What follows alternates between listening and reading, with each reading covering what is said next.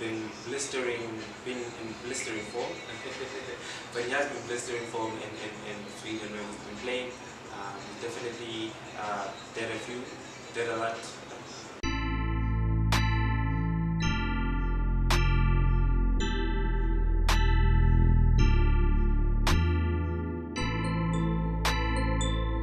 Thank you so much for coming to today's episode of The Corner Flag. And since you're here, please do make sure to press the subscribe and the like button, and let's grow the community, guys.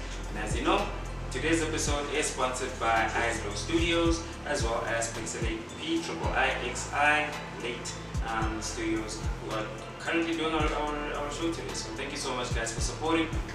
And let's keep it going, guys. So in today's topic, we will be talking about the players that are overseas currently that should be forming the core of the squad that should be taken forward to our qualifiers, as well as the squad in general. These are guys who are proving themselves overseas, and these are players who could possibly offer us something on the national front. So we're going to be looking at them department by department, and we'll be starting over at the strikers. So number one, of course, is Lebo Motiba, right? It is currently a striker that's playing in the most coveted league, which is France at this current point in time, and he's out there in Strasbourg. Previously he was injured, but he does seem to be gaining his match fitness back, and he's been introduced into a lot of the matches that have been played recently. So it's really good to see him in full-fledged physicality, full-fledged sharpness, and it's really exciting to see what we can offer the squad when he does come back.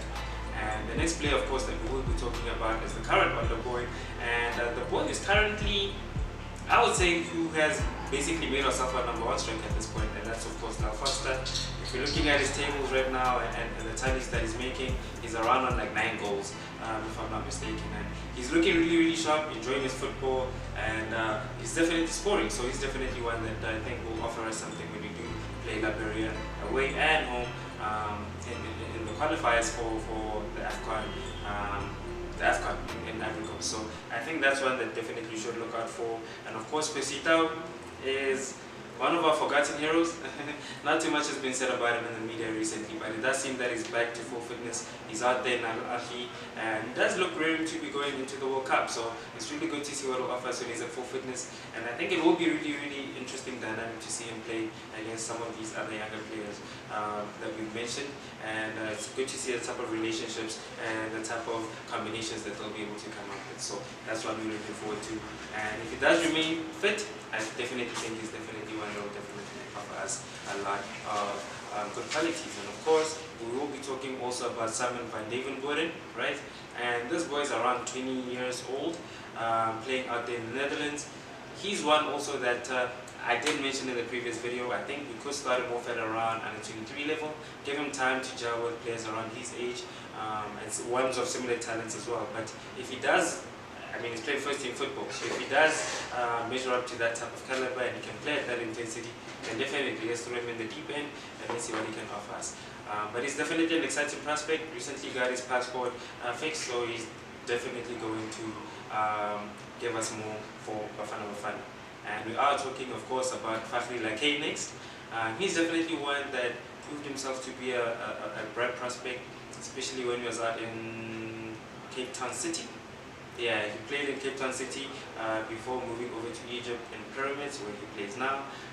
He has been scoring consistently a lot of goals, and he's been getting a lot of assists as well. Playing consistently also, getting a few Man of the Man awards as well in that region. So it is a tough league in the Egyptian league.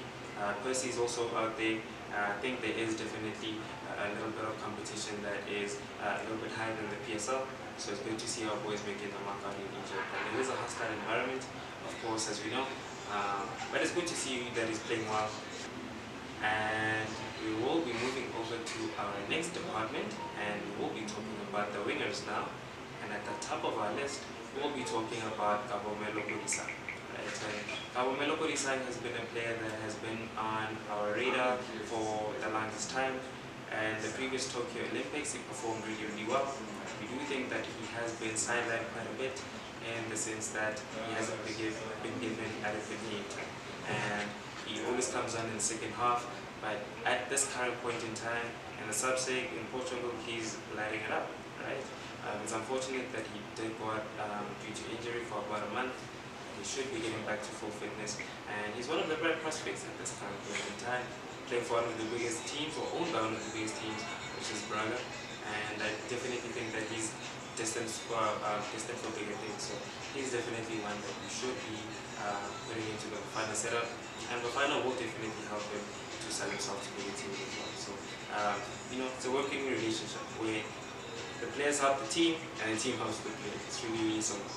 And the next player on our list, of course, is Njabulo from one, right? And the interesting thing about Njabulo is before he left to the MLS, he was definitely a rough product. I would say that he had a good traits in the sense that he was really, really fast, electrifying speed, good power, but he wasn't really that clinical. But in his time in the MLS and his time since being in the starting lineup at Minnesota, and him cementing that place definitely on the right wing, he's definitely improved quite a lot. You can see in the previous friendly that he played, his decision making, his intensity, and his drive for goals has definitely improved quite a lot. And I think he's definitely one that could wrap it up and give a lot of competition in that space as well. And of course, the next player we will be talking about is Kodisang. So Kodisang is one of the brightest prospects that we've had also. He has had a few troubles in his career recently, but in the sense that he was playing at Copenhagen, got sick, so he kind of fell off a little bit, and it took him a while to get back to match stand at Copenhagen. But thankfully he got loaned out. He's back at his previous team, which is Charles in Portugal, and he's back among the score charts and back assisting again. When he's in full fitness, he's definitely one of the best wide players that we have. Very, very skillful, great with the shot, can score. So he's definitely well-rounded forward. Definitely one we should be taking a look out for as well. And another player that we will be looking at, of course, is Kodisang. He's one of the smaller players, but really, really technical. Doing his thing at Aarhus in Denmark. He's definitely grown a lot, and being exposed to a different environment in a different country consistently, to play and perform, he's definitely grown a lot, and he's been able to play in different positions in the top along the front line, and he's even played as a left back as well. So it kind of shows the versatility that he possesses, and I definitely think he's one who could be in a bit of competition. So the next player we'll be talking about is Tashreeq Matthews. He did a lot in his previous campaign to earn himself a move, and he's playing in the Swedish Softlab. So it's really, really exciting to see what kind of season he'll have. He's had a really good impact in the previous season when he's played. So being in the Bafana setup could definitely give him a platform to where he can sell himself to the larger team as well. So it's really exciting to see the type of potential and the type of players that we have currently playing the trade overseas. And of course, we will be talking about Mayambela as well. He made a really good debut. He made a good account of himself on his debut as well. When he played, I believe he scored 1 or 2 goals. We haven't really seen much of him since, but if he's still in the setup and he's in Hugo Bruce's plans, I definitely think he could give a lot of competition to players such as Njabulo and steel sharp as steel. So if the best players are competing for the same position, you can definitely get good results from that. And I do think that for our honorary mention in this position, we will be talking about 29-year-old Tom Barkhuizen, who's playing for Derby out in England.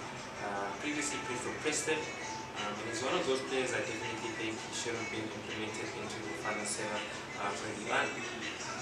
He's already playing in the Championship, so that was like one notch below Premier League. So definitely he would have offered a different dynamic to the South African players that we have.